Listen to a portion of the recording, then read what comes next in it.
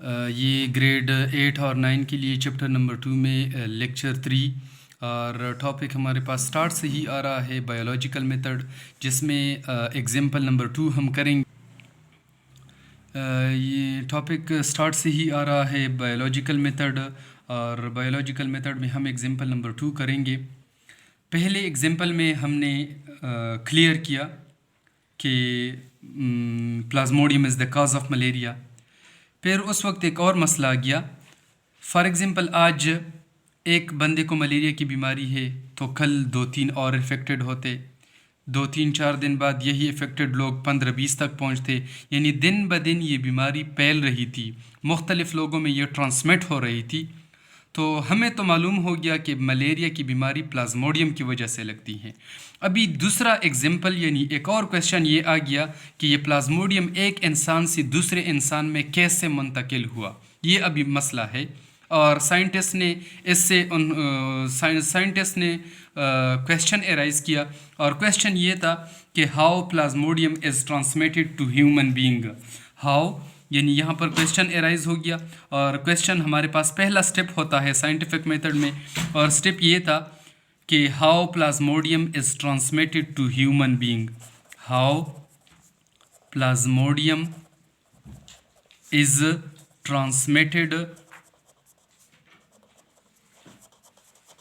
To human being, یعنی ایک انسان سے دوسرے انسان تک یا ماسکیٹو سے انسان تک یہ پلازموڈیم کیسے آ گئے، اور یعنی یہ پلازموڈیم کی ٹرانسمیشن ایک آرگینزم سے دوسرے آرگینزم تک کس طرح ہوتی ہیں، یہ دوسرا کویشچن تھا۔ ابھی چونکہ سائنٹسٹ نے یہ کویشچن ارائز کیا، اس کے بعد اسٹیپ نمبر 2 ہے، اسٹیپ نمبر 2 ہے آبزرویشن اور لٹریچر۔ آبزرویشن پلس لٹریچر، یعنی دوسرے سٹیپ میں سائنٹسٹ آبزرویشن بھی کرتے ہیں، مشاہدہ بھی کرتے ہیں، اور ساتھ میں لٹریچر بھی اسٹڈی کرتے ہیں۔ تو ابھی ادھر ایک سائنٹسٹ انہوں نے کچھ آبزرویشن پیش کیے، اور تقریباً انہی آبزرویشن سے اس کا جو سلوشن تھا وہ حل ہونا شروع ہو گیا۔ انہوں نے تو اس سے پہلے بھی جو آبزرویشن تھے، پہلے ایگزامپل کے آبزرویشن بھی انہوں نے کہا ہے کہ malaria is associated with marshy places یا marshes. Malaria is associated with marshy places, یا ہم کہہ سکتے ہیں کہ مارشز۔ پھر دوسرا آبزرویشن یہ بھی تھا کہ ایک والنٹیئر آ گیا اور انہوں نے drink the water of marshes, drink marshy water, لیکن وہ زندہ رہا۔ مارشی واٹر، لیکن وہی بندہ وہ لائیو رہا، یعنی اس کو کچھ نہیں ہوا۔ یہ تو پہلے آبزرویشن تھے۔ پھر اس کے بعد ایک سائنٹسٹ آ گئے AFA کنگ، انہوں نے کچھ آبزرویشن پیش کیے، اور یہ کویشچن بھی آ سکتا ہے کہ what are the observation of AFA king, ایک سائنٹسٹ، اور انہوں نے اس بیماری میں کچھ آبزرویشن پیش کیے۔ آبزرویشن 3 آبزرویشن، اس کے 3 آبزرویشن۔ پہلا آبزرویشن یہ کہ لوگ یعنی جب رات کو سوتے ہیں، بعض لوگ کمروں کے اندر سوتے ہیں، بعض لوگ کمرے کے باہر یعنی وہ صحن میں سوتے ہیں۔ تو جو انڈور لوگ تھے، یعنی کمرے کے اندر جو لوگ سوتے تھے انڈور، ان لوگوں کو یہ بیماری کم لگتی یا نہ لگتی، اور جو آؤٹ سائڈ یعنی انڈور جو لوگ تھے ان کو یہ بیماری نہیں لگتی، اور جو آؤٹ سائڈ سوتے، آؤٹ سائڈ باہر صحن میں جو لوگ سوتے تھے ان کو یہ بیماری لگتی تھی۔ یعنی یہ ٹک اور کراس سے یہی میں ریپریزنٹ کروں گا کہ انڈور جو لوگ کمرے کے اندر سوتے تھے ان کو یہ بیماری نہیں لگتی، اور جو لوگ باہر سوتے تھے ان کو یہ بیماری لگتی۔ یہ پہلا آبزرویشن۔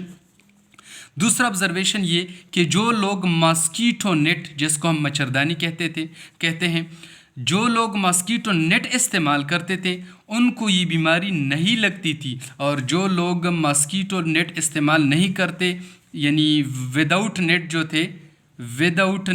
تھے لوگ جو ماسکیٹو نیٹ استعمال نہیں کرتے تھے لگتی تھی۔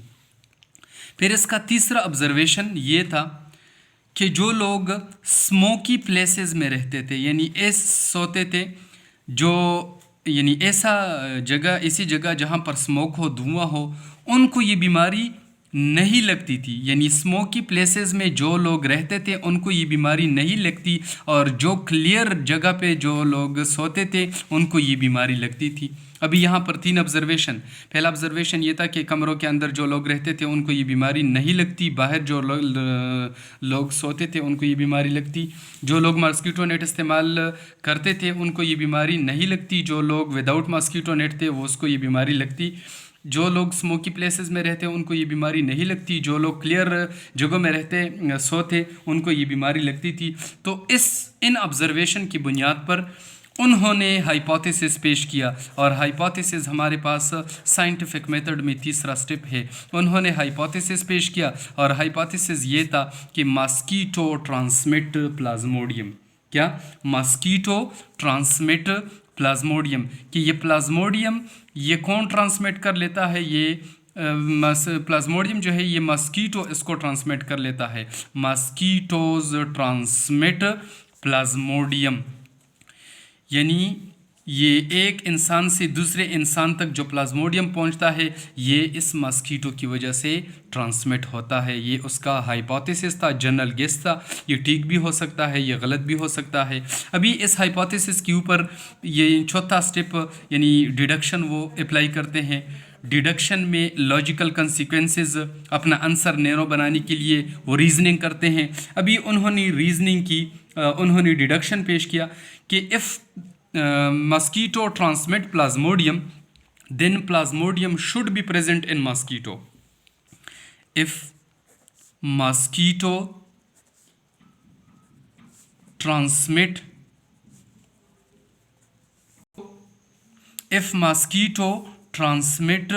plasmodium then plasmodium should be present in mosquito. Then plasmodium should be present in mosquitoes. اس کا مطلب یہ کہ اگر یہ پلازموڈیم ماسکیٹو کی وجہ سے پھیلتا ہے تو اس کا مطلب یہ ہے کہ یہ پلازموڈیم ماسکیٹو کے اندر بھی ضرور ہوگا. ہاں بالکل ضرور ہوگا. تو یہ اس کا چوتھا سٹیپ. ابھی اس کے اوپر یہ ایکسپیریمنٹ کر رہے ہیں جو سائنٹیفک میتھڈ کا سب سے امپورٹنٹ سٹیپ. سٹیپ نمبر 5 ہے ایکسپیریمنٹ. اسی ایگزامپل کا ایکسپیریمنٹ نمبر 5 ایکسپیریمنٹ. اس میں وہ ایکسپیریمنٹ کرتے ہیں جو انہوں نے ہائپوتھیسس ڈیڈکشن پیش کیا. اس کے اوپر وہ ایکسپیریمنٹ کرتے ہیں، اور ایکسپیریمنٹ کچھ اس طرح کرتے ہیں کہ فار ایگزامپل یہاں پر ایک افیکٹڈ یعنی ایک اسپیرو ہے اور اس میں پلازموڈیم موجود ہے. ایک اسپیرو ہے جس میں پلازموڈیم موجود ہے. تو یہاں پر یہ اسپیرو جس میں پلازموڈیم موجود ہے، یہاں پر وہ ایک ماسکیٹو لیتے ہیں، ایک ماسکیٹو، اور اس ماسکیٹو میں ابھی کوئی پلازموڈیم نہیں. ماسکیٹو فری آف پلازموڈیم ہے اور اس میں پلازموڈیم موجود ہے. اسپیرو میں پلازموڈیم موجود جبکہ ماسکیٹو میں کوئی پلازموڈیم نہیں.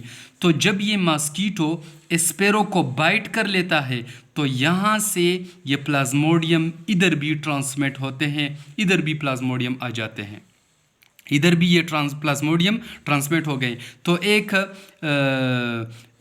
یعنی ایسا اسپیرو جس میں پلازموڈیم موجود تھے اور ماسکیٹو میں کوئی پلازموڈیم نہیں تھا.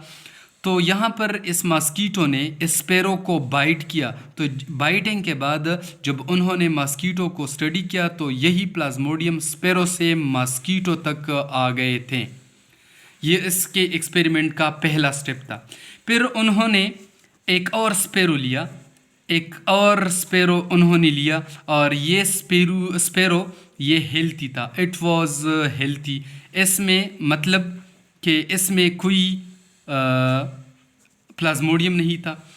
ابھی سب سے پہلے یہ اسپیرو یہ افیکٹڈ یعنی اس میں پلازموڈیم تھا.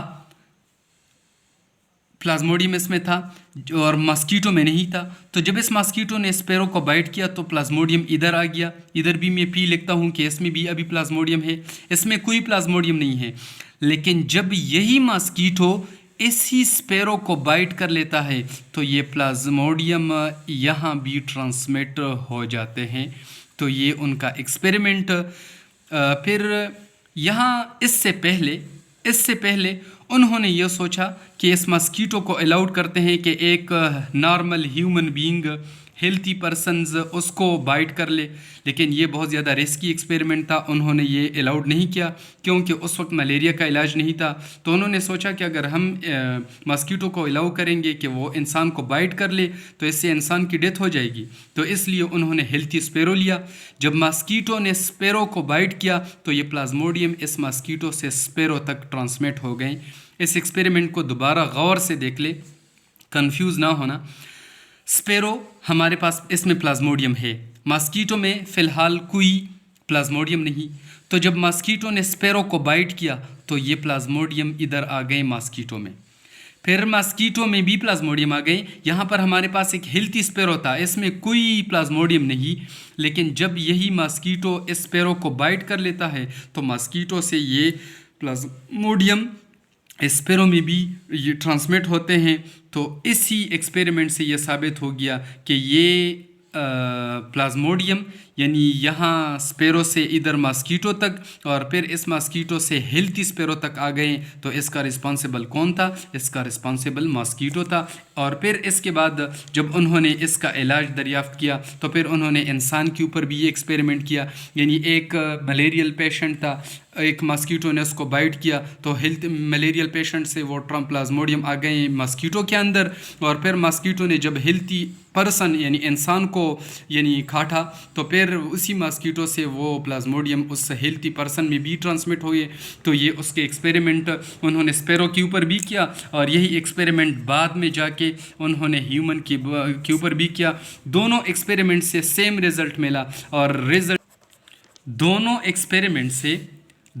एक्सपेरिमेंट से उनको सेम रिज़ल्ट मिला। यानी यहाँ भी एक ह्यूमन, एक इंसान है जो पेशेंट है, मलेरियल पेशेंट, एक मस्कीटो इसको बाइट कर लेता है। जब मस्कीटो बाइट कर लेता है तो प्लाज्मोडियम इधर आ गया मस्कीटो के अंदर।